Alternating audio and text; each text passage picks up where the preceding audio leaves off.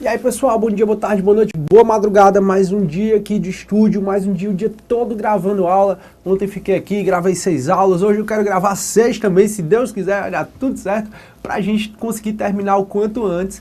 Esse módulo eu já falei pra vocês, ele vai ser um pouquinho extenso, mas eu prometi que vou tentar objetivar o máximo possível. E aí, pra gente terminar logo o módulo 4 e pro módulo 5, ação penal. Aí módulo 6, extinção da punibilidade, aí a gente passa a falar dos crimes em espécie. Vai dar tudo certo, basta a gente ter fé. E muita fé, né não, professor? Muita fé. Turma, aproveitando, faz tempo que eu não agradeço as mensagens, as mensagens e o carinho de vocês. Obrigado mesmo, do fundo do coração, por você perder um minutinho aí, ou 2, ou 3, sei lá quanto tempo você passa para escrever. Então, para perder um tempinho da sua vida para me mandar mensagem, para elogiar a aula. Eu gosto muito das mensagens, tanto no site interno do EVP, como também por Facebook e por e-mail. Todo dia eu tô fazendo alguma coisa assim, vou não sei o que, eu vou logo no celular para ir logo respondendo, porque se eu deixar acumular, eu não consigo responder todo mundo, principalmente no Facebook e no meu e-mail. Mas obrigado mesmo pelas mensagens de carinho, fico muito feliz. E cada vez mais eu te prometo, cada vez mais eu tento ser melhor e dar uma aula melhor ainda para que vocês possam passar no concurso público. Porque, como eu já falei, o objetivo de vocês é o mesmo objetivo de todo mundo aqui do EVP, que é exatamente a sua aprovação. Então vamos que vamos. Turma, a gente está conversando então sobre os tipos de pena. Estamos falando agora de pena privativa de liberdade. Vimos que pena privativa de liberdade tem 3 espécies. A reclusão, a detenção e a prisão simples. E aí, turma, eu já adiantei para vocês que essas 3 espécies de penas privativas de liberdade, as penas privativas de liberdade, elas podem ser cumpridas em 3 regimes. Os regimes fechados, o regime semiaberto e o regime aberto. A gente viu que só a prisão simples não prevê regime fechado. Prisão simples só tem regime aberto e semiaberto. Agora as outras, tanto a reclusão como a detenção, ela tem regime fechado, semiaberto e aberto. Pois muito bem. Agora vamos entender um pouco mais do que são esses regimes e como é que é a questão da progressão e regressão dos regimes. Então vamos lá. Regimes de cumprimento de pena. E aqui a gente está no artigo 33, parágrafo 1º do Código Penal, onde é dito o seguinte: o regime fechado, considera-se regime fechado a execução da pena em estabelecimento de segurança média ou máxima. Ou seja, o regime fechado ele é cumprido nas penitenciárias, nos estabelecimentos prisionais. Quem tiver em penitenciária, em estabelecimento prisional, essas penitenciárias elas são avaliadas. Existem seguranças médias e existem penitenciárias de segurança máxima. Pois muito bem, se está em segurança média ou máxima, está em regime fechado. Já o regime semiaberto, ele é cumprido numa colônia agrícola industrial ou estabelecimento similar. Ou seja, aqui no Ceará, por exemplo, a gente tem uma Manari, que é em frente, que é lá em Taitinga, que é uma região metropolitana aqui de Fortaleza, e é em frente a um complexo onde tem um presídio feminino, presídio masculino e presídio militar. Em frente ao presídio feminino, masculino e militar, que é nesse complexo, que é na BR-116, em frente tem uma Manari, que é exatamente a colônia agrícola industrial. E o regime aberto, a execução ela é cumprida em casa de albergado, ou estabelecimento adequado, ou algum outro estabelecimento adequado. Nós vamos estudar, depois que eu acabar de falar de progressão de regime e de regressão de regime, as características de cada regime desses. Por exemplo, a gente vai perceber que quanto mais brando o regime, menor a fiscalização. Por exemplo, no regime fechado tem fiscalização pesada em cima do preso. Já no semiaberto, a fiscalização já diminui mais. No aberto não tem a fiscalização nenhuma, tem vigilância nenhuma, porque o regime aberto ele é baseado no senso de disciplina, de autodisciplina e no senso de responsabilidade do preso. Então no regime aberto não fica ninguém atrás do preso, porque o regime aberto ele diminui quase por completo a fiscalização, a vigilância sobre o preso. Então à medida que vai passando do regime mais rigoroso para o menos rigoroso, vai diminuindo a fiscalização sobre esse preso. Hoje, pessoal, já se tem entendimento que na ausência de vaga no regime aberto, caso não haja regime aberto, é possível que o indivíduo cumpra a pena em casa, em prisão domiciliar. E a gente vai estudar várias disposições sobre a prisão domiciliar. E o que eu quero conversar com vocês é em relação também ao regime semiaberto, que aí eu vou falar mais na frente.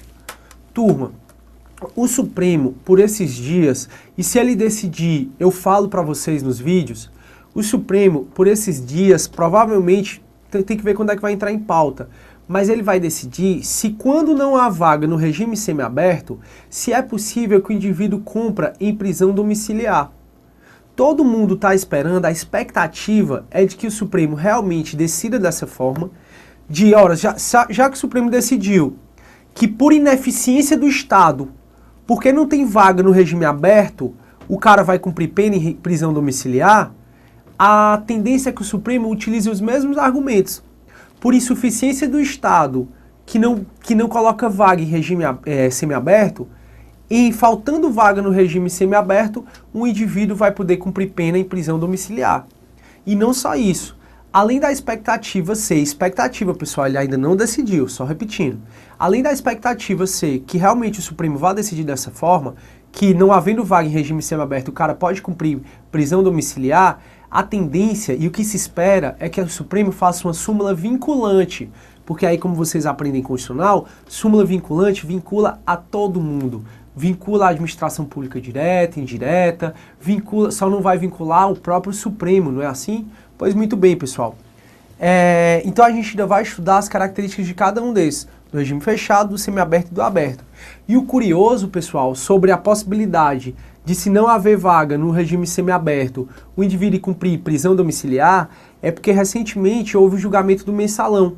E boa parte dos 25 réus, boa parte deles foram condenados em regime inicial semiaberto.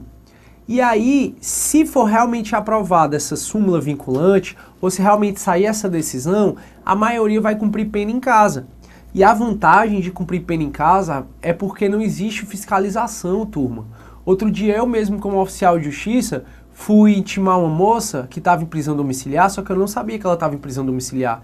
E eu cheguei lá, a mulher do endereço disse, né, ela nunca morou aqui na vida, nunca pisou nem os pais aqui. Eu disse, não, mas você conhece ela? Conheço, mas eu não sei onde é que ela tá, não. Ela foi minha amiga aqui, acho que deve ter posto meu endereço, não sei. Aí eu, tudo bem, devolvi o mandado. Aí eu disse, você sabe onde é que ela tá? E a moça não sabia. Aí eu devolvi o mandado certificando de que a mulher, que eu tinha obtido informações de que a mulher nunca tinha nem pisado lá. Aí o advogado viu essa certidão, aí disse para a diretora da secretaria, pelo amor de Deus, deixa que eu traga essa mulher aqui. Aí a mulher estava em outra cidade. Veja, ela estava em prisão domiciliar no endereço e ela já estava em outra cidade. Quem é que fiscaliza? Não fiscaliza. Aí o advogado pegou a mulher e levou ela para assinar, justamente para o juiz não revogar essa prisão domiciliar. Então, beleza.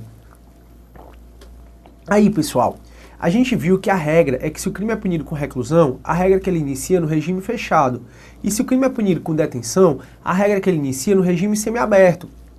Só que o artigo 33, parágrafo 2º do Código Penal, ele traz parâmetros para o juiz de qual regime inicial ele deve colocar o condenado.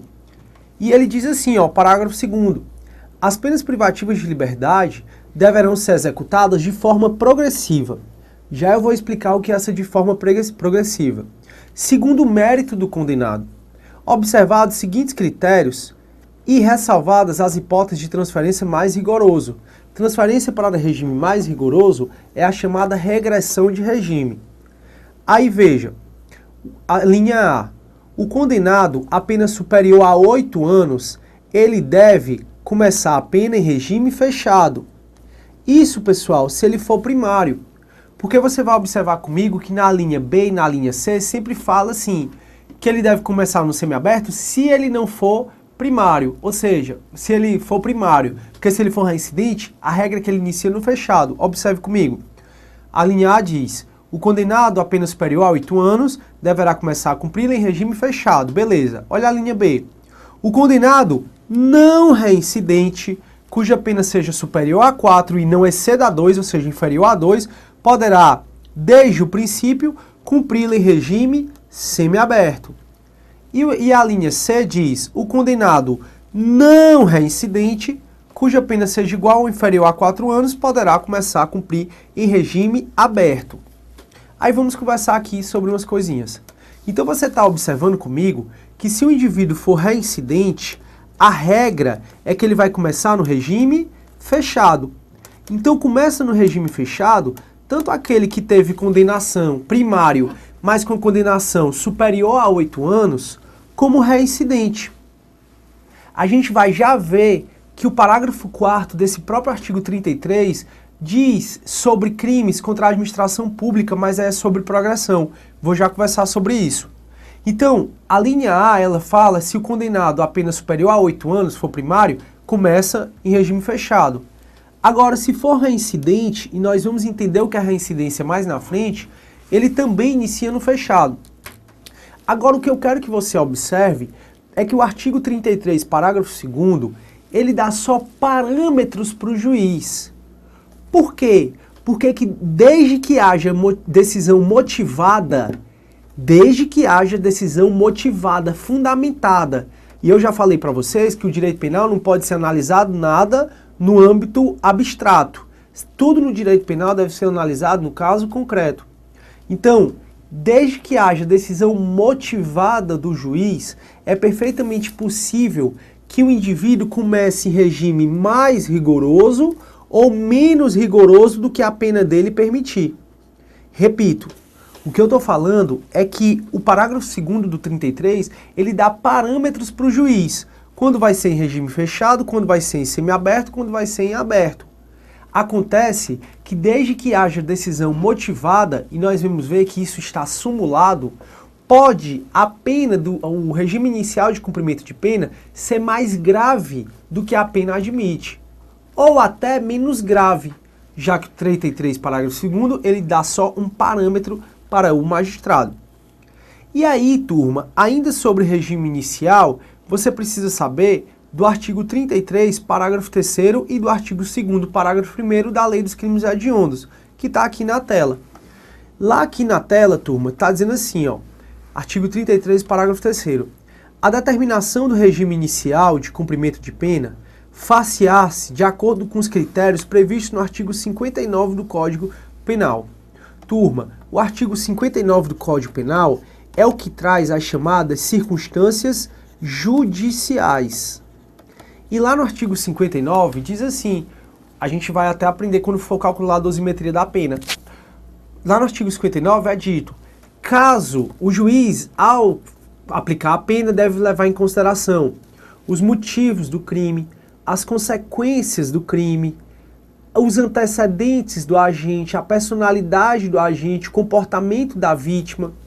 Então, o artigo 33, parágrafo 3º, ele está só ratificando o que eu acabei de dizer para vocês, que o artigo 33, parágrafo 2º, é só um parâmetro, que desde que haja decisão motivada no caso concreto, o juiz pode colocar o regime inicial de cumprimento de pena maior do que a pena efetivamente permitir, mais grave, né, ou menos rigoroso do que a pena permitir.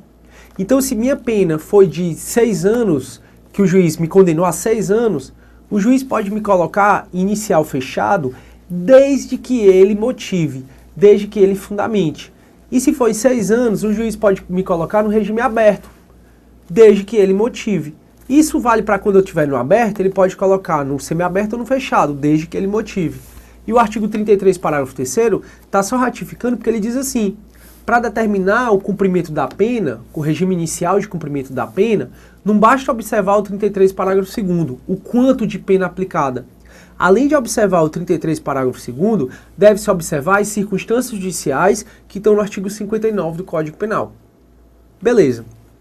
E aí vem o artigo 2º, parágrafo 1º, da Lei 8.072 de 90, que é exatamente a Lei dos Crimes Hediondos. E sobre isso, pessoal, até a gente já conversou. Essa Lei dos Crimes Hediondos, a Lei 8.072 de 90, lá no artigo 2º dela, o parágrafo 1º, ela dizia assim, quem cometer crime hediondo ou equiparado vai cumprir pena em regime integralmente fechado. Só que aí eu já disse para vocês que o Supremo declarou inconstitucional esse dispositivo, que surgiu desde 1990, o Supremo declarou inconstitucional já que ele disse que violaria o princípio da individualização da pena. Aí, em 2007, veio uma lei alterando a redação do artigo 2º, parágrafo 1º da Lei dos Crimes Hediondos. E olha o que é que ele diz. A pena por crime previsto neste artigo será cumprido inicialmente em regime fechado. O que é que o artigo 2º, parágrafo 1º da Lei dos Crimes Hediondos está falando para a gente? Está falando, pessoal, que independente de quanto foi a pena aplicada, se foi 1 ano, 2 anos, 3 anos, 4 anos, independente de quanto foi a pena aplicada, aquele que for processado e condenado por crime hediondo ou equiparado vai cumprir pena em regime inicialmente fechado, independentemente da pena. Isso é o que diz a lei. Infelizmente, vocês sabem que o nosso judiciário, ele legisla, e eu sou um grande crítico, principalmente na academia, porque a academia, professor, você fica conversando na sua academia com os seus colegas, não. Quando eu falo academia, no caso, o doutorado, a parte mais acadêmica da coisa, daí porque é academia. Pois é, até na academia eu sou um grande crítico dessa questão do judiciário estar legislando. E já houve decisões do judiciário em que mesmo o cara tendo sido condenado por crime hediondo ou equiparado, ele pôde iniciar o regime de cumprimento de pena, não no fechado, ele iniciou no semiaberto. Mas isso não é a regra. A regra é que se você for fazer um concurso público, principalmente aqueles mais letras da lei, e também os outros, não tem problema, é que você vai colocar que crime hediondo ou equiparado, se você for condenado por crime hediondo ou equiparado, você vai começar a cumprir pena inicialmente em regime fechado. Aí vem a dúvida, professor, o que é crime hediondo? Turma, nós adotamos o critério legal de crime hediondo. Então, crime hediondo é o que o legislador diz que é hediondo, só isso. Crime hediondo é o que o legislador diz que é hediondo. Ou seja, no artigo 1º, pessoal, dessa Lei 8.072 de 90, no artigo 1º da Lei 8.072 de 90, tem um rol taxativo de crimes hediondos. Lá são todos os crimes hediondos.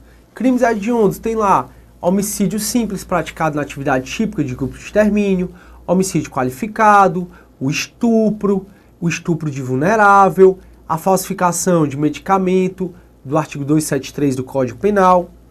E crime equiparado ao hediondo, então existem os crimes hediondos, que são os que estão no artigo 1º, e existem os crimes equiparados ao hediondo.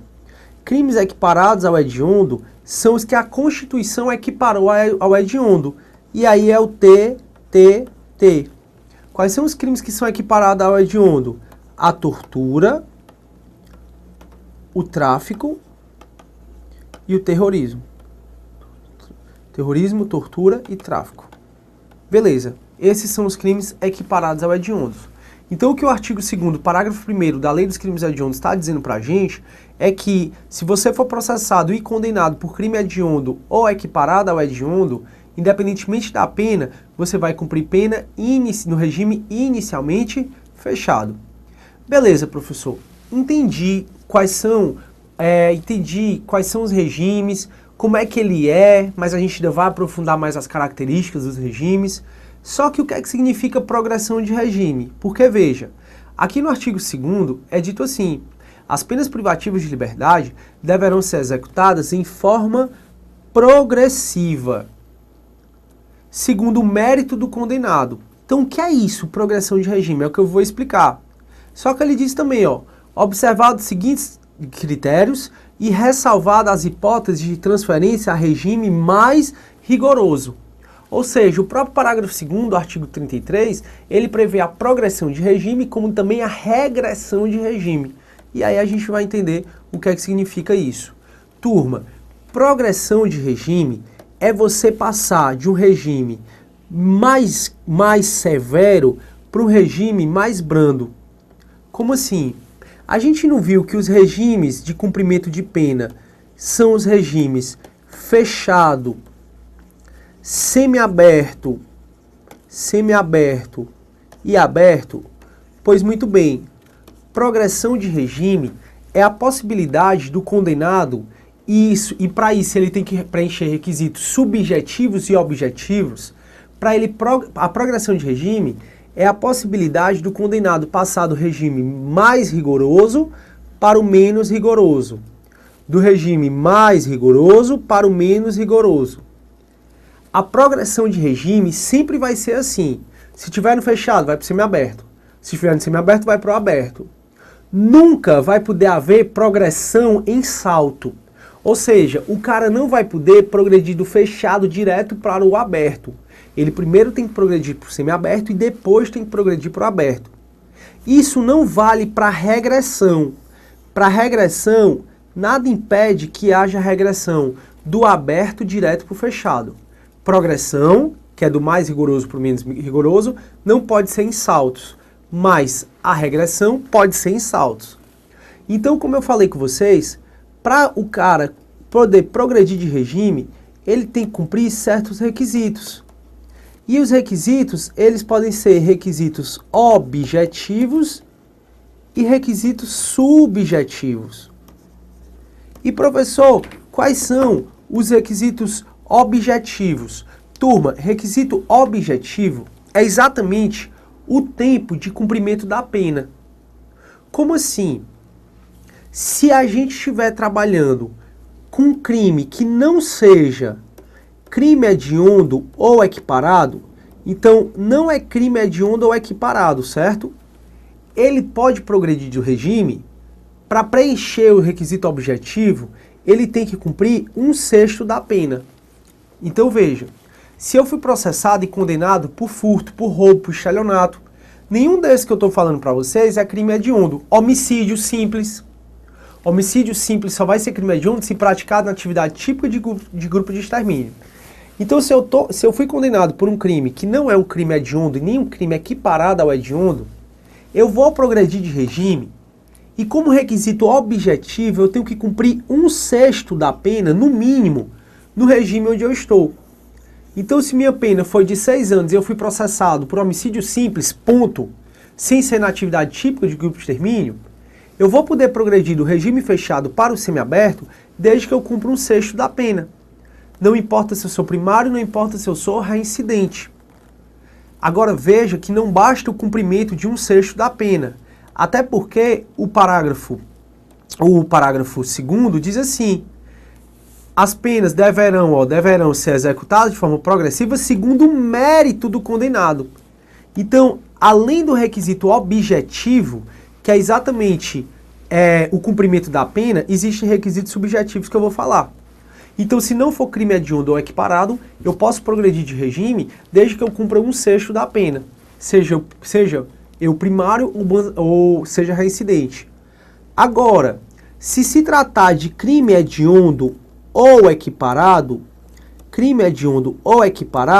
aí você tem que destrinchar aqui. Crime hediondo ou equiparado e o cara é primário. Se o cara é primário e foi condenado por crime hediondo ou equiparado, como requisito objetivo para a progressão de regime, ele precisa cumprir 2/5 da pena. Então ele vai cumprir 2/5 da pena em regime fechado. Cumprido 2/5, ele pode ir para o semiaberto. Aí ele cumpriu mais de 2/5 da pena do que estava faltando. Aí ele pode ir para o aberto. Agora, se o que ele cometeu foi crime hediondo ou equiparado e ele é reincidente, aí para ele progredir de regime, não basta cumprir 2/5, ele tem que cumprir 3/5 da pena. E é importantíssimo, pessoal, que você memorize. 1/6 da pena é só para se não for crime hediondo ou equiparado. 2/5 da pena é se for crime hediondo ou equiparado e o indivíduo é primário. Já 3/5 da pena é se for crime hediondo ou equiparado e o indivíduo é reincidente. Pois muito bem. Além do requisito objetivo, para se cumprir pena, precisa do mérito do condenado, como a gente viu. Então precisa dos requisitos subjetivos. Professor, e quais são os requisitos subjetivos? Turma, requisito subjetivo é ele ter um bom comportamento penitenciário, é ele não ter praticado falta grave, é ele ter desempenhado bem o trabalho que lhe foi concedido. Então, esses são os requisitos subjetivos. Para você não precisar anotar, olhe comigo o que é que diz o artigo 2º, parágrafo 2º da Lei de Juizados Especiais e o que é que diz o artigo 112 da LEP, que é a Lei 7.210 de 84.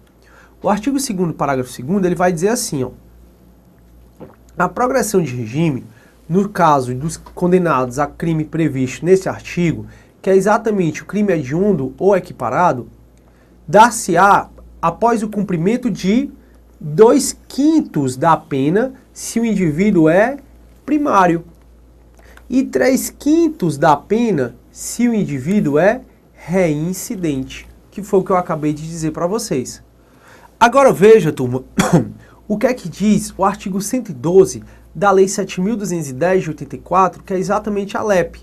Ele diz assim, ó, a pena privativa de liberdade será cumprida em forma progressiva com a transferência para o regime menos rigoroso a ser determinado pelo juiz. Que juiz é esse? É o juiz das execuções penais. Transitou em julgado no juiz criminal, tudo passa a ser de competência do juiz das execuções penais. Então vai ser transferido com a transferência do regime menos rigoroso a ser determinado pelo juiz quando o preso tiver cumprido ao menos 1/6 da pena.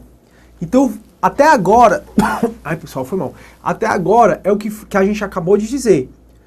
O requisito objetivo do crime hediondo equiparado, 2/5 se é primário e 3/5 se é reincidente.